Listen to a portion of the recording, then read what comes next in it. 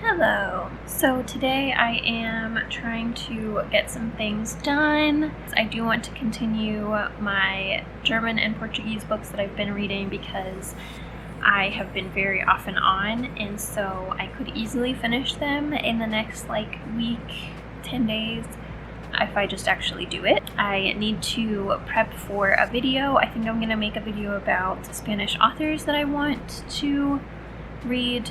And then I have some admin type life things like decluttering, banking things, whatever. So yeah, that's the plan for now. I'm going to prep for this video and then I will check back in later.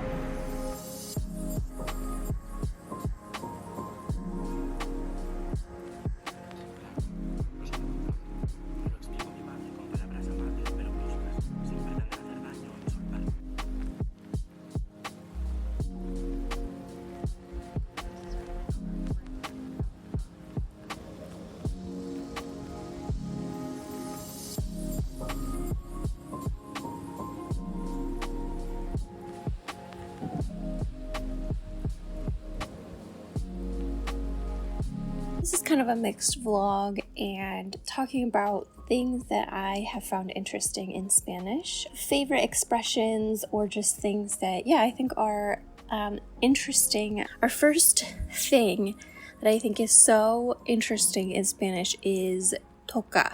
Obviously, this can mean play, it can mean touch. There's, very generic meanings for this.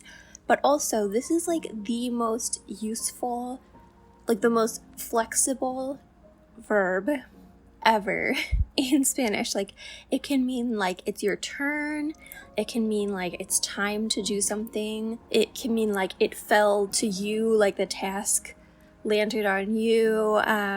Just so many different, I'll try to have things on the screen, but so many different meanings to this. There are probably a dozen different English verbs that would be required to express what can be expressed just by this word.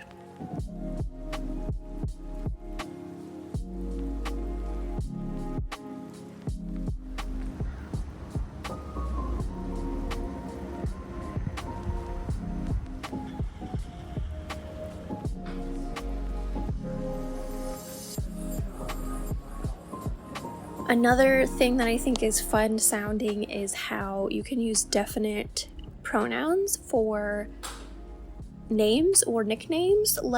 You don't normally do this in English unless it's for comedic effect and very dramatic, like the champ or where's the little man or whatever. Very limited instances in which you do this in English, but in Spanish you can just do it with anything, where is el chato today, or what did la mamá say?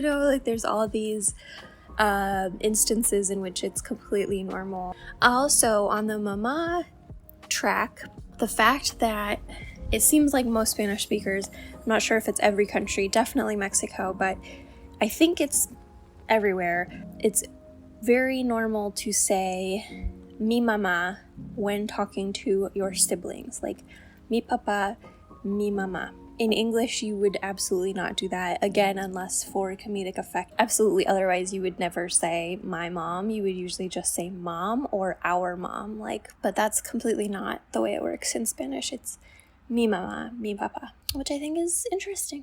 Stupid cat scratching, the litter box. Hey babe.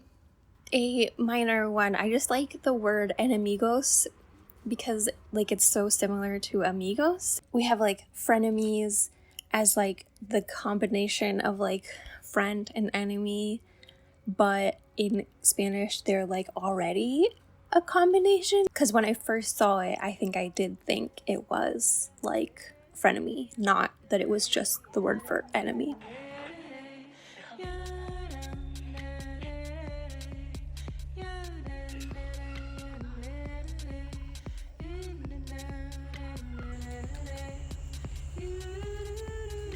A little phrase that I just absolutely love that has so much more kick than the English equivalent is COC, and I can't say it with the same nice flavor, but it means like no matter what. So like sí o sí, tengo que pagar esto or whatever. It's so concise. It's so like marked versus like no matter what.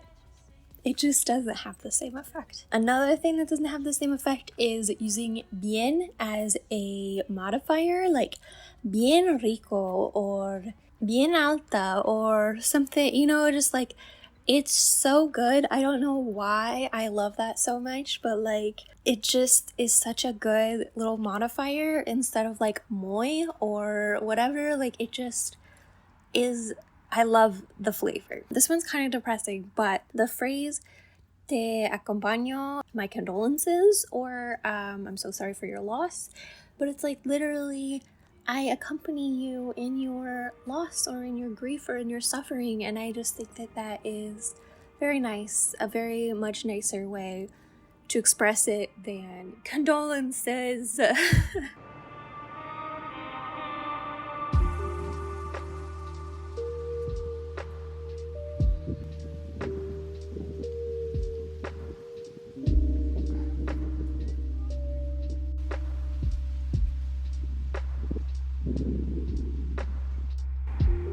Hello, good morning. Today I just have to probably watch my niece for a couple hours and run to the post office. But other than that, I should be able to spend a lot of time on Spanish as well as, of course, you know, doing other things while I'm listening, etc. So I am a couple of weeks out from moving, so I have a lot of cleaning and organizing and such things to do, so always something that I should be doing. I do have 4 Spanish books, I guess, going that I would ideally really like to finish this week. 5 if you count audiobooks, but I don't really count audiobooks because it shouldn't be that hard to finish them. But I am listening to Big Little Lies from Liane Moriarty from my library. This is a reread. I've read this book a whole bunch of times and I have listened to it in Spanish before, but because I am struggling a little bit to focus on audiobooks, I am re-listening to a bunch of books. So I have this one, and then I also, after this one, might listen to 11/22/63 by Stephen King. We'll see. As far as physical books or ebooks, the first one that I really want to finish is La Mala Costumbre, which was my book club book for Spanish last month, and I am about 37% through it, I think. I am really liking it, but it's really slow paced and really just kind of contemplative and sad. And so while I enjoy it while I'm reading it, it's not something that I'm always like eager to pick up. So I just need to actually like finish it. Let me see how much time I have left on the audiobook because I'm listening and reading along. 3 hours left. I think for now I'm gonna listen to my audiobook and get my coffee and breakfast and everything going.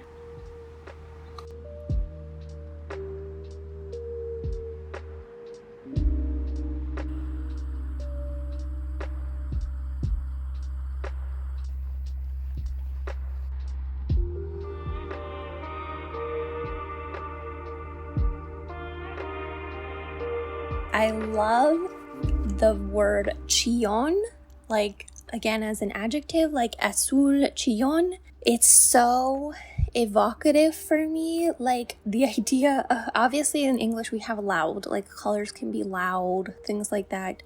But again, it doesn't have the same effect. The idea of screaming blue or like, all kinds of like, it's so much more dramatic than any English equivalent that's at least commonly used. I just love it. Another one that sounds like it means is ronronear, which is purring. I love it.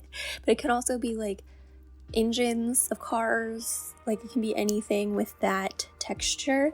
But I love that word, and anyone who can really do a rolling R can just, it's so good. And then lastly, pintar, but not painting, like making sense to be there. Like, I think I don't have the look of something, which is equally kind of abstract, but yeah, I just think pinto is more interesting. So those are just a couple of the interesting Spanish things that I have been collecting in my notes app. Not that I like just learned these, but just that whenever I hear them, I'm like, that's interesting. I like that, and then I write it down. So feel free to share any of yours in the comments if you'd like.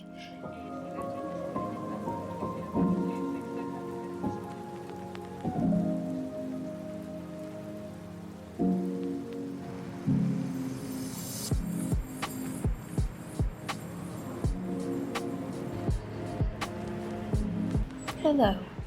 I have not done too much. Yesterday, I just was not focused at all. Like I said, it's been a struggle. I want to read some at the park. It is such a beautiful day, like just shockingly beautiful. We are in the middle of a drought, so everything is kind of dead, but the actual weather is wonderful.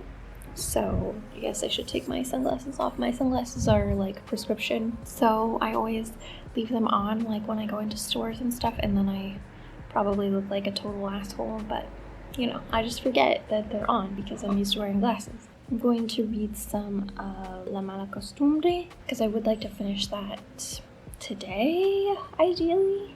I am almost halfway through my audiobook, Big Little Lies. I love this book so much. So yeah, I think that's about all I've got going on. We'll see.